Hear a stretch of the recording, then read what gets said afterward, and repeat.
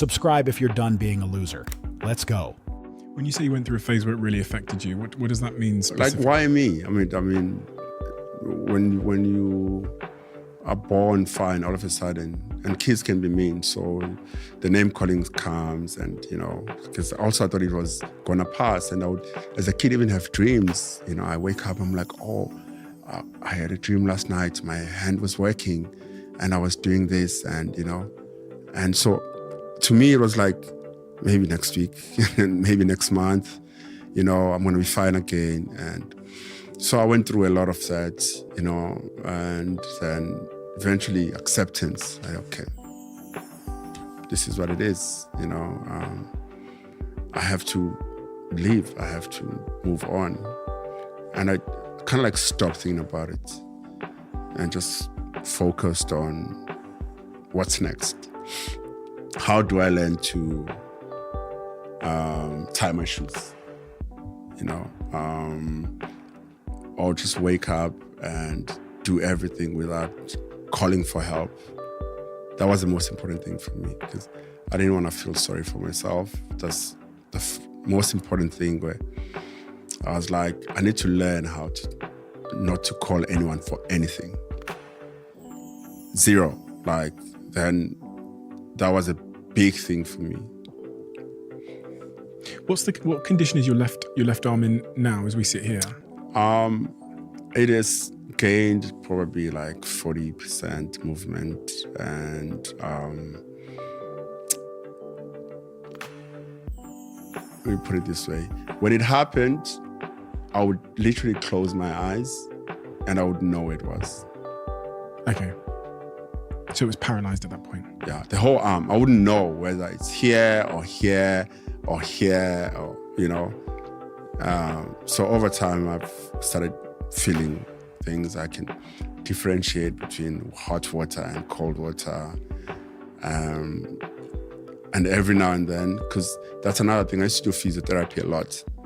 When I was a kid, and I used to, after school, I go and I train, and that depressed me even more, because I was waiting for results, and I thought, I'm training for muscle that wasn't coming. So I couldn't see anything. And when I stopped everything. I stopped thinking about it. I stopped waiting for it to be better. Acceptance. Yeah. So even now, it's like, if I woke up and it was fine, do I even need it? That's where I'm at. Like, it doesn't really matter. I think my life has turned out exactly how it's supposed to. This happened to you when you were 14, but you didn't share it with the world until 2017 in a Facebook post? Yeah. Because as an artist, I just felt like I did not want to be seen as that guy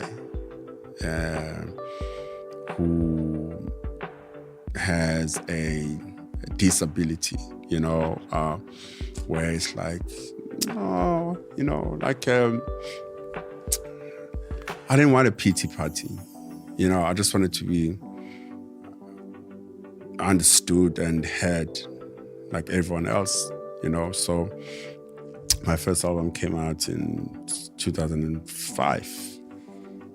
That's it. I just worked on music, released it. I used to DJ the way I do, and people used to think, this guy, he plays with his hand in his pocket. What's with that? Like, it looks cool, but what's, I thought you were just the coolest motherfucker ever. Yeah. People were like, because the hand thing in the pocket happened when I was a kid, and because I used to have the sling, and even when I ran with other kids, and I used to have to hold this hand because it was just moving everywhere. And one day I was like, I just put it in the pocket, and I was like, damn, this is more functional than having a sling.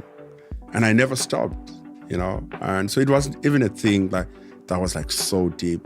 It just happened when I was young, and I was like, actually, I feel comfortable like this. And over time, it became, a thing. Because also, being the introvert that I am, it helps me in not explaining myself. Because everyone, even now, there's things that I'm support. You can buy them from pharmacy. I have them. So when I'm home, I use that. Or when I have people at my house, I use it. Or when I swim. And even people who know me are like, are you okay? What happened? You know, these were things I was avoiding to be having to explain myself all the time. Like, you know, I was like, I sit and I look normal like everyone else. And there's people, promise you, in my life today who don't know. And it's fine. Did it make you work harder or have to work harder to get to where you are today? Definitely. Especially as a DJ, you know, because I just felt like this thing was trying to rob me of this one thing that I really, really love, and I will not allow it, you know. So it made me, in that sense, not even in a sense of who's gonna employ me, I'm fucked. My life is a mess. It was like, if there's one thing I'm not gonna lose, is music. You know, I won't stop. I have to be a DJ. I have to. And I'm from the cassette era to the vinyl. I mean, how do you take a vinyl out of a vinyl package with one hand? And this used to stress me. And when I look at it, I'm like, how will I become a professional DJ? You know, and it took me not thinking. I just like did it, you know, like I'm like, this is one thing I want to do. So I just went all the way. I would go to school. I remember there was a time where I would spend at least 2 hours every day DJing. I didn't play for a club, or every day 2 hours of my time, because I used to say this, like, I just want to be ready. Like one day when someone says, you're a DJ, I must boldly say, yeah, I am. You know, and I look now when I play, sometimes I'm like, man, you good. Like, I look at, I'm like, wow. You know, because I developed a style, you know, of playing that is my own, based on understanding myself and what I can do. You know, I have a friend, Sianda, we grew up with, he's also a DJ. And when I started, like back in the day, like really when I was spending time practicing, I used to be really crazy. And he says this all the time, that they don't even know how crazy you are. Because now I don't do anything. I just play. Less is more. You know, I'm more experienced now, but my understanding of it is like on a different level. You know, but I'm at a space where I'm like, I don't have to do. You know, that's where I'm at. I think I have to. Yeah, I don't have to, because I've been there. It's like learning the basic course and you go to the advanced course. You know, you go advanced driving. Doesn't mean you're gonna come on the road and drive like you were on the advanced driving school. You know, it's just understanding and knowing. Like when I look at this thing, it's part of me. The deck. Yeah. Quick word from one of my sponsors. Super excited to announce that our new sponsor for the podcast is Intel, a brand that pretty much every single person listening to this is a user of, but in some cases you might not even know. For those that don't know, Intel is a technological powerhouse who have been driving technology, innovation and transformation for more than 50 years. We all know that technology has never been more important than it is today, and Intel is truly shaping the future of our industry, from keeping us connected through 5G, which we use in all of our lives every single day, to modernizing computers, to transforming businesses through data and analytics. The list goes on and on and on. I've been particularly excited to announce this sponsorship because we've been using Intel's technology throughout this building and on this podcast for some time now, and it makes our lives so much easier in so many ways, especially as it relates to producing this show for you. So head over to intel.co.uk and you can find out why they've become an essential piece of technology in my day-to-day routine. Let me know what you think. My girlfriend came upstairs yesterday when I was having a shower, and she said to me that she tried the Huel protein shake, which lives on my fridge over there. And she said it's amazing. Low calories, you get your 20 odd grams of protein, you get your 26 vitamins and minerals, and it's nutritionally complete. In the protein space, there's lots of things, but it's hard to find something that is nice, especially when consumed just with water, and that is nutritionally complete, and that has about 100 calories in total, while also giving you your 20 grams of protein. If you haven't tried the Huel protein product, do give it a try. The salted caramel one, if you put some ice cubes in it and you put it in a blender and you try it, is as good as pretty much any milkshake on the market, just mixed with water. It's been a game changer for me because I'm trying to drop my calorie intake and I'm trying to be a little bit more healthy with my diet. So this is where Huel fits in my life. Thank you, Huel, for making a product that I actually like. The salted caramel is my favorite. I've got the banana one here, which is the one my girlfriend likes, but for me, salted caramel is the one. When you were asked, I think you were in your early 20s, they asked you, I think was that around the time you'd done the Red Bull? At your early 20s, they asked you in an interview where you were going to be in 2 years. Oh, man. Do you remember? That was a scary thing for me. I remember that. I'll never forget it. I don't think that was me talking. I just,